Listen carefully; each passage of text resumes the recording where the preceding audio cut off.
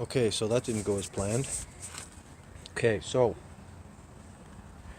while I was trying to hook up this cable with the carburetors out of the bike, I was having issues with my carburetors rolling around and twisting around. So I took the air cover off here and I popped this carburetor in, keeping in mind that there is a notch. Where are we? Where's my carburetor?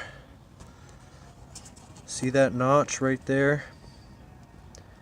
You pop it right into that notch.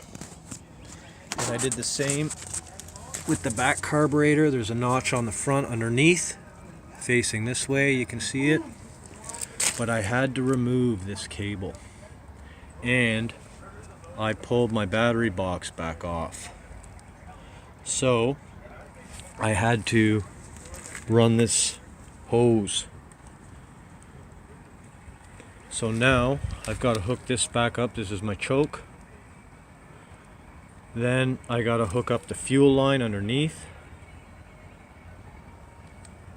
Then I got to put the box back on. And then I got to hook this up. And then I've got to connect these two cables here. And then I can finish running this cable. And we'll go from there.